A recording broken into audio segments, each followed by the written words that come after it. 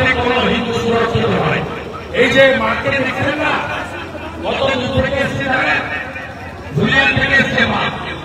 CPM করতেন, কিনা স্বামীর নাম হরগোবিন্দ দাস, 71 বছর বয়স, পশ্চিমবঙ্গের তরোয়াল নিয়ে কিনাকে। আর এই বোনকে দেখছেন না, এই বোন হচ্ছে চন্দন দাসের স্ত্রী। এরা 500 কিলোমিটার দূর থেকে এসেছেন আপনাদের সঙ্গে হাঁটতে।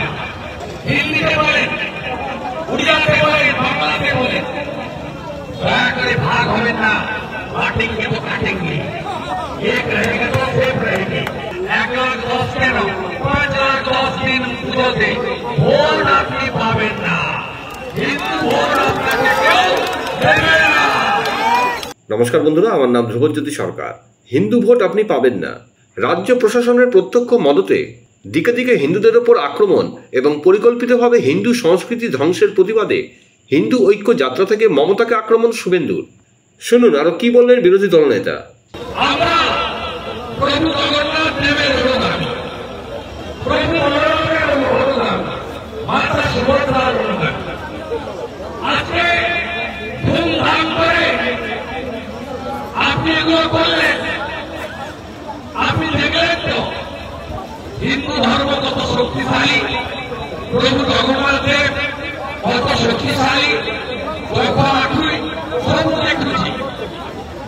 সবু দেখুছি, রথের চাকাও ধরেনি,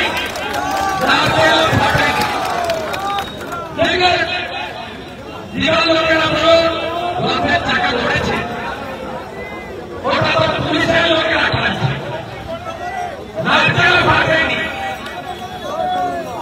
এবং এমন উত্তর খেয়েছে ওই দিন লোক কলেজে তৃণমূলের দ্বারা তৃণমূলের ছাত্রী ধর্ষিতা হয়েছে, কলকাতা সন্ধ্যাবেলা ছুটে পালিয়েছে কলকাতা। আমি চ্যালেঞ্জ করি তৃণমূলের লোকেদের, যারা হালাল গাঁজা, হালাল বেড়া শামসুদ্দিনের দোকানে তৈরি করে হিন্দুর বাড়িতে পাঠিয়েছিলেন রেশন দোকানের মাধ্যমে। বলছেন না চুরির মতো করেছে, চুরিতে 4টা ভাষায় লেখা আছে। উনি তো গেছেন এখানকার লোক। আমরা তো দণ্ডমুক্তি জেলায় ছিলাম, দণ্ডমুক্তি জেলা থেকে মেদিনীপুর আর বালাসোর, বালেশ্বর দুটো জেলা হয়েছে। আমরা সবাই প্রমাণ পাই, আমরা আমাদের সমস্ত কালচার, আমাদের এখানকার কালচার, বালেশ্বর জলেশ্বর ভোগরাই কালচার একই রকম।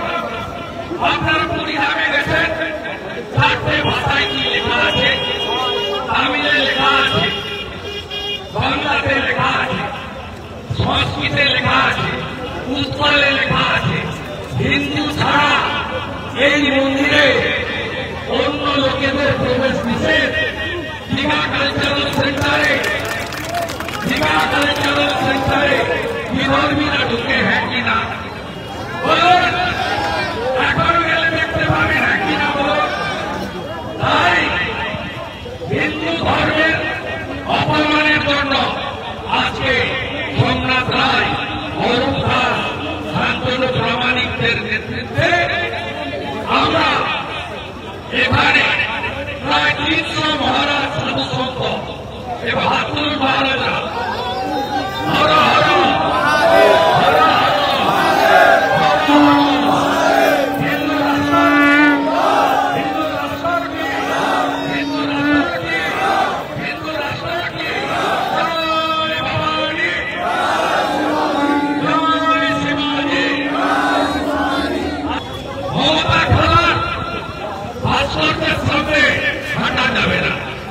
বললাম হাইকোর্টকে, যখন টাইম দিবেন দিন, যখন টাইম দিবেন দিন। যে রাস্তাগুলো পবিত্র করেছে আমরা পবিত্র করব।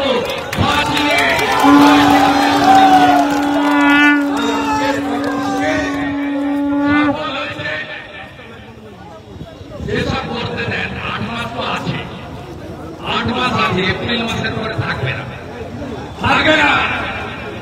শুধু ইলেকশন কমিশনকে বলবো বিহারের মতো ভোটার তালিকা থেকে বাংলাদেশি মুসলমান আর রোহিঙ্গাদের বাদ দিয়ে বন্ধুরা, ভিডিওটি ভালো লাগলে দয়া করে লাইক শেয়ার করে দেবেন, আমাদের পেজটা ফলো করে নেবেন আর আপনার মতামত কমেন্ট করে অবশ্যই জানান। ধন্যবাদ।